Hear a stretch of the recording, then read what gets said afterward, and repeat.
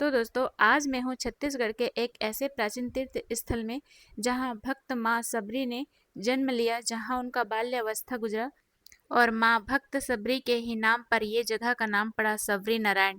तो चलिए दोस्तों हम चलते हैं सबरी नारायण धाम,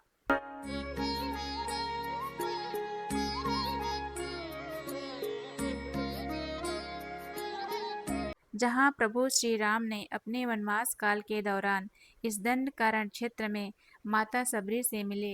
ये वही क्षेत्र है, ये वही धाम है जहाँ प्रभु श्री राम अपने वनवास काल के दौरान अपने भ्राता श्री लक्ष्मण के साथ इस दंडकारण्य क्षेत्र में आते हैं और महानदी को पार करते हुए अपने वनवास काल में आगे बढ़ जाते हैं। तो दोस्तों आपको यहाँ आने के लिए आसानी से आपको सुविधा मिल जाती है। यदि आप रायपुर से आते हैं तो इसकी दूरी 178 किलोमीटर है और यदि आप बिलासपुर से आते हैं तो इसकी दूरी 60 किलोमीटर है दोस्तों। तो यहाँ आसानी से पहुँचा जा सकता है। Hello friends, welcome back to my YouTube channel. मैं प्रतिमा डहरे अपने यूट्यूब चैनल में आप सभी का स्वागत करती हूँ। दोस्तों आज मैं छत्तीसगढ़ के एक ऐसे तीर्थ स्थान पर आई हूँ। दोस्तों इसे काशी भी कहा जाता है क्योंकि खरौद में लक्ष्मणेश्वर महादेव जी हैं, जिसको लक्ष्मण जी ने महादेव जी को स्थापना किया। और इस क्षेत्र को प्रयागराज भी कहा जाता है क्योंकि यहाँ 3 नदियों का संगम है। यहाँ पर संत महात्माएं जो है शाही स्नान करते हैं। दोस्तों इस क्षेत्र को जगन्नाथपुरी धाम से भी जाना जाता है। उसके पीछे कहानी ये है दोस्तों, यहाँ के संत महात्मा बताते हैं कि जो जगन्नाथ जी का विग्रह था वो यहीं से ले जा करके वहाँ स्थापना किया गया है। तो जगन्नाथ जी का प्राकट्य यहीं पर हुआ है और यहाँ से जो है जगन्नाथपुरी ले जाया गया है, इसलिए कहते हैं दोस्तों इसको जगन्नाथपुरी धाम भी कहते हैं। ले जा सकते हैं। ये देखिए दोस्तों, ये सच में है, दोना के आकार में। इसको भी चढ़ाते हैं। गाय का दूध गल्ला मत डाल देना। किसमें डालना है? गल्ला गल्ला। तो दोस्तों जैसे ही हम मंदिर प्रांगण में प्रवेश करते हैं वैसे ही हमें कृष्णवट के दर्शन होते हैं, जिसके पत्तों पर भगवान विष्णु के शेषनाग के आकृति आपको देखने को मिलेंगी दोस्तों। तो दोस्तों आप मेरे पीछे जो वट वृक्ष देख रहे हैं उसे कृष्ण वट वृक्ष कहा जाता है। इस पेड़ के जितने भी पत्ते को आप देखोगे वो सारे पत्ते दोनों की आकृति के आपको देखने को मिलेंगे दोस्तों। और ऐसा वृक्ष आपको यहाँ कहीं पर भी देखने को नहीं मिलेगा जिसके पत्ते दोने के आकार के हैं। दोने के आकार होने का कारण यहाँ के स्थानीय लोग इस वृक्ष को माखन कटोरी और मन्नत वृक्ष भी कहते हैं दोस्तों। कहते हैं कि इसके पत्ते पर आप दूध और चावल डाल के कोई भी मन्नत मांगते हैं और माँ सबरी पर विश्वास आस्था रखते हैं तो आपकी कामना जरूर पूरी होगी, ऐसा यहाँ के स्थानीय लोग कहते हैं दोस्तों। वाकई में आप देख सकते हैं इस वट वृक्ष के पत्ते दूसरे वट वृक्ष से बिल्कुल अलग हैं और दोने के आकार में हैं।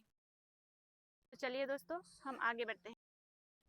तो दोस्तों ये है नर नारायण मंदिर, जिसे लगभग 12वीं सदी ईस्वी में राजा सबर के द्वारा बनवाया गया था। और इस मंदिर में एक कुंड है जिसे रोहिणी कुंड कहा जाता है।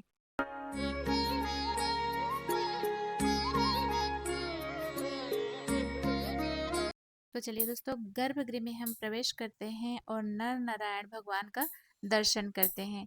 और आपको इस मंदिर में आपको नर नारायण के रूप में आपको प्रभु श्री राम और भ्राता लक्ष्मण जी का आपको दर्शन होगा दोस्तों। तो चलिए दोस्तों मैं गर्भगृह में आपको भगवान नर नारायण जी का दर्शन करवाती हूँ। दोस्तों इस गर्भगृह में एक रोहिणी कुंड है जिसमें भगवान श्री राम के चरण सदैव उसमें डूबे रहते हैं और इस जल को अक्षय जल कहा जाता है, जिसमें भगवान के इस दिव्य स्वरूप के दर्शन मात्र से मोक्ष की प्राप्ति होती है।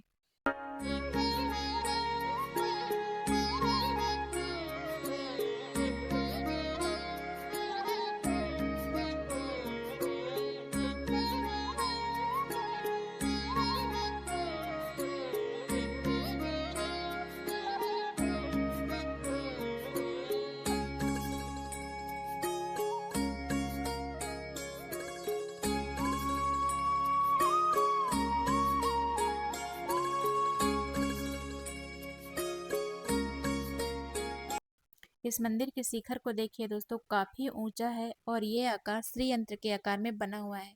और इस मंदिर का मुख्य दरवाजा पर देखिए दोस्तों कितने सुंदर नक्काशी किया हुआ है।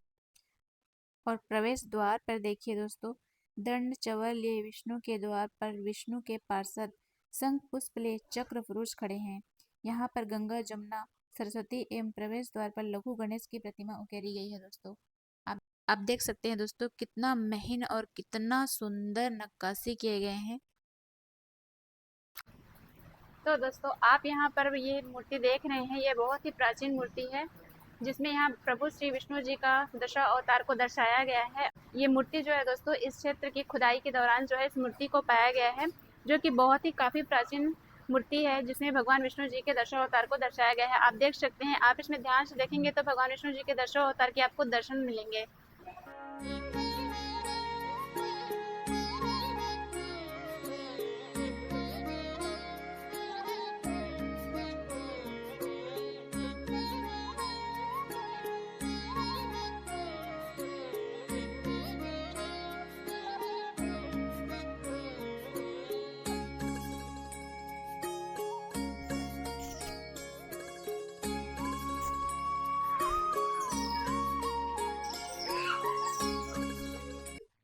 तो दोस्तों आप यहाँ पर देख सकते हैं, यहाँ पर कृष्ण जन्मोत्सव मनाया गया है और कृष्ण जन्मोत्सव में ये बहुत ही खूबसूरत झांकी है।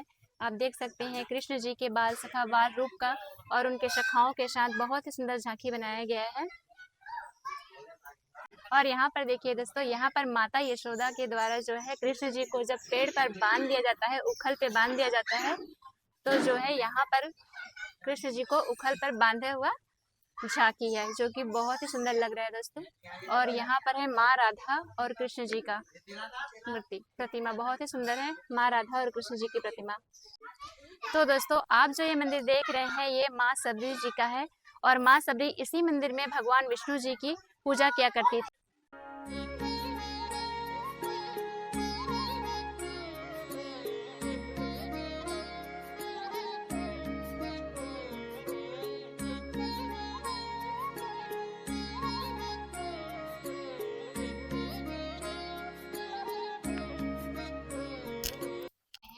ये भगवान श्री हरि विष्णु जी की प्रतिमा है जिसकी पूजा माँ सबरी किया करती थी। और विष्णु जी के चरण के पास जो आप प्रतिमा देख रहे हैं, ये जो प्रतिमा है ये माँ शबरी है जो प्रभु श्री हरि विष्णु जी की नित्य पूजा करती थी।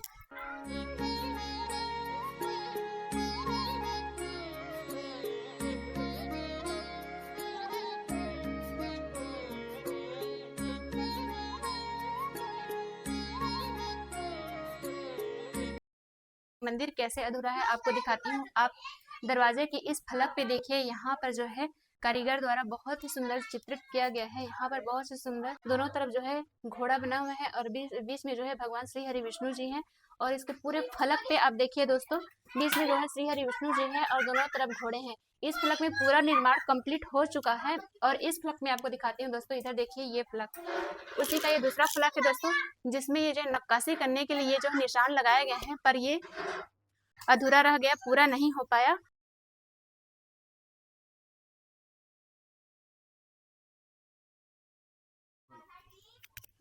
तो दोस्तों यही वो प्राचीन मंदिर है माता सबरी, जहाँ विष्णु जी की पूजा किया करती थी।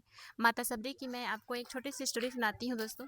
माता सबरी बचपन से ही श्री हरि विष्णु जी की बहुत भक्त थी। बचपन से ही वो श्री हरि विष्णु जी को बहुत पूजती थी, अपने आराध्य मानती थी।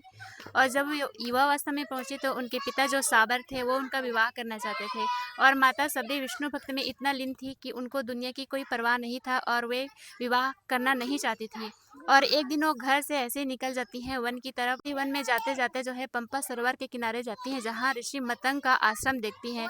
और ऋषि मतंग के आश्रम में जाती हैं, उनको ऋषि मतंग जी अपने दिव्य दृष्टि से उनको देखते हैं और समझ जाते हैं कि ये श्री हरि विष्णु भक्त हैं और उनको अपने आश्रम में पनाह देते हैं और उनको वहीं शिक्षा दीक्षा भी देते हैं। उस वक्त जो है मतंग ऋषि जो है अपना शरीर त्यागने योग्य हो चुके थे।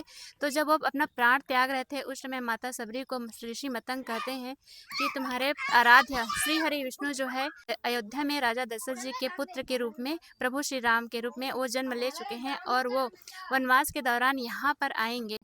तो माता सबरी जो है अपने गुरु के वाणी को एकदम से याद रख लेती हैं कि मेरे, तो वो जो है दिन रात जो है प्रभु श्री राम के इंतजार में लग जाती है और उनके इंतजार में रोज सुबह शाम जो है अपने आंगन को फूलों से सजाती हैं और प्रभु श्री राम जी के लिए वनों से मीठे मीठे बेर फल पुष्प लेकर आती हैं। हर रोज इंतजार करती हैं कि आज मेरे प्रभु श्री राम आएंगे, आज आएंगे, आज आएंगे। ही वो दिन आ ही जाता है दोस्तों, जब प्रभु श्री राम माता सबरी के पास आते हैं माता सीता की खोज में। और माँ सबरी जब प्रभु श्री राम जी को देखती हैं तो अत्यंत खुशी से पागल हो जाती हैं और अपने अश्रु से उनके चरण पखालती हैं और उनसे भाव विभोर हो करके उनकी पूजा आराधना में लग जाती हैं।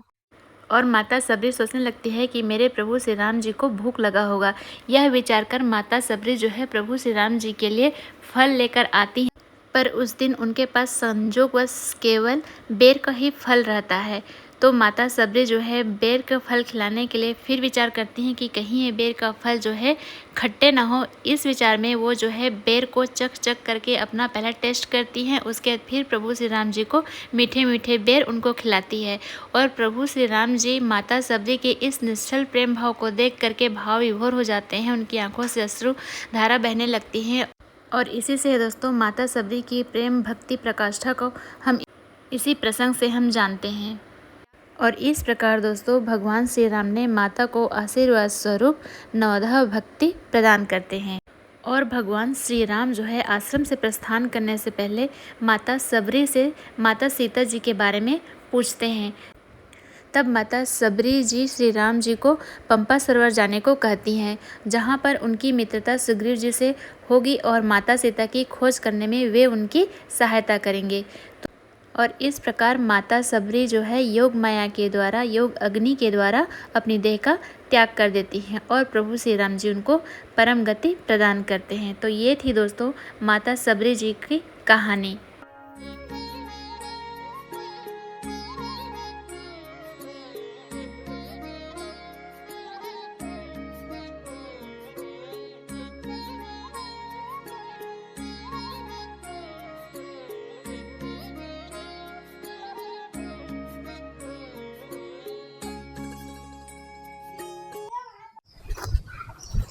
आइए दोस्तों मैं आपको दर्शन कराती हूँ अति प्राचीन शिवलिंग का।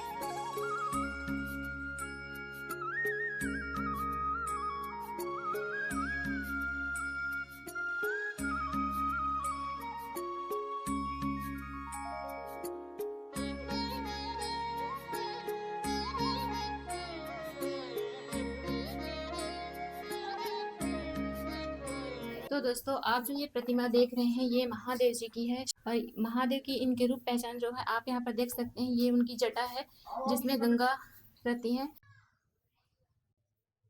तो दोस्तों आइए मैं आपको यहाँ पर भगवान श्री हरि विष्णु जी की अति प्राचीन प्रतिमा की दर्शन कराती हूँ।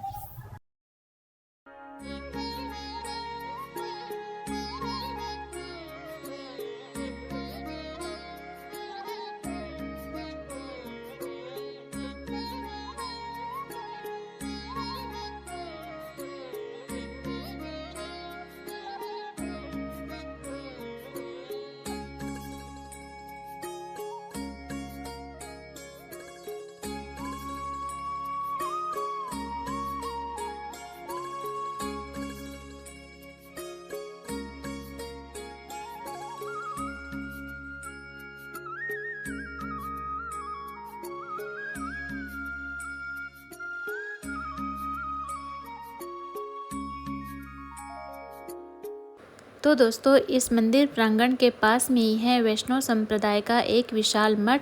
तो चलिए अंदर चलते हैं और देखते हैं कि अंदर में क्या क्या है। और इसी मठ के अंदर में है प्रभु श्री राम जी का एक विशाल मंदिर, जिसमें प्रभु श्री राम अपने भाइयों के साथ और माँ सीता के साथ यहाँ पर बहुत ही सुंदर उनका प्रतिमा है। तो चलिए अंदर दर्शन करते हैं।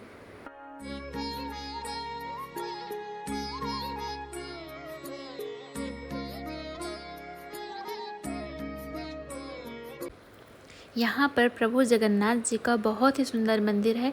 तो दोस्तों हम सबसे पहले चलते हैं जगन्नाथ मंदिर। तो चलिए दोस्तों।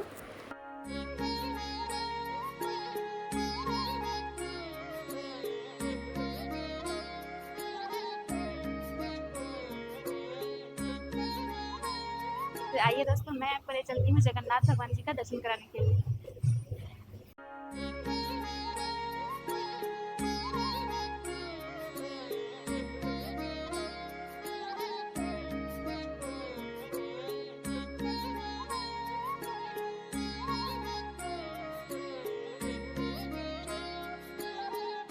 जगन्नाथ जी, सुभद्रा बलभद्र, राम सीता लक्ष्मण ऊपर वाला, और राम लक्ष्मण भरत शत्रुघ्न, ये चारों भाई, ये सीता जानकी है। ये शालिग्राम एक शालिग्राम नर नारायण है, वो तो स्वयं प्रकट हुए हैं। वो उनके चरण कुंड में है, उन्हीं में के वो पुजारी लोग ना उसे नाम दे देते हैं, हम लोग बना करके देते हैं भगवान को स्नान चंदन लगाने का। आई है उनके सामने में सवरीन है, सवरीन का जन्मभूमि है। जो मूर्ति है नर नारायण स्वयं प्रकट में है, उनके चरण कुंड में है, उसी में के जन्म का नाम हाँ ये जहाँ पंपर नाम के तालाब है, उसमें पर्वत है कि सिंधा बारिश सूर्य जाते थे राजधानी उनका, उन्हीं के बीच में पंपर नाम के तालाब है, जहाँ माता ऋषि रहता था, उनके पीछे से बहुत छुट्टी बनाकर जुड़ी रहते थे, और यहाँ छोड़ कर तो चली गई सभी।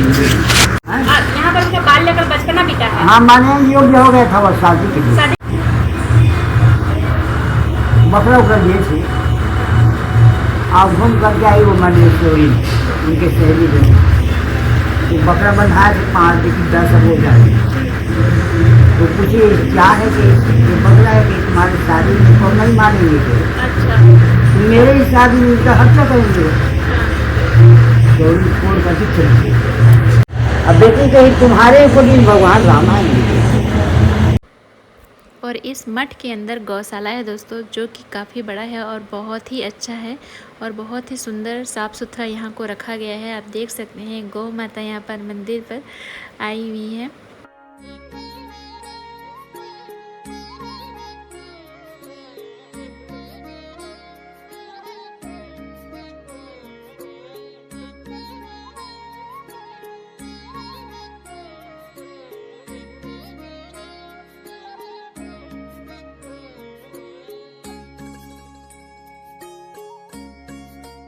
यहाँ पर देखिए दोस्तों, यहाँ पर प्रांगण के बीच में बनाया गया है प्रभु श्री राम लक्ष्मण और सबरी माता को मीठे बेर खिलाते हुए प्रतिमा, जो कि बहुत ही सुंदर है। और यहाँ पर गौशाला है दोस्तों, इसी प्रांगण में ही, और इस गौशाला होने के बावजूद भी यहाँ पर इतना अच्छा साफ़ सुथरा स्वच्छ रखा गया है कि मुझे तो बहुत ही अच्छा लगा।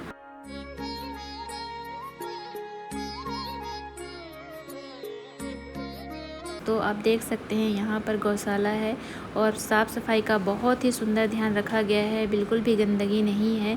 और इस गौशाला की खासियत ये है दोस्तों कि यहाँ पर किसी भी गाय का दूध नहीं निकाला जाता है। तो दोस्तों ये बछड़े के ऊपर जो साइन निकल रहा है उसे क्या बोला जाता है, मुझे कमेंट करके आप ज़रूर बताइएगा। तो दोस्तों आप देख रहे हैं यहाँ पर गौशाला के अंदर प्रांगण में जो है संत महात्मा जो थे उन सभी का यहाँ पर चरण पादुका रखा गया है, और इन चरण पादुका का उनके भक्तों और उनके शिष्यों के द्वारा बहुत ही श्रद्धा भाव से पूजा किया जाता है। आप देख सकते हैं ये अपने गुरुओं के सम्मान में रखा गया है। तो दोस्तों यदि आपको मेरा ये वीडियो पसंद आया होगा तो प्लीज़ मेरे चैनल को लाइक एंड सब्सक्राइब जरूर कीजिएगा और बेल आइकन को दबाना ना भूलिएगा। तब तक के लिए नमस्कार दोस्तों, जय श्री राम।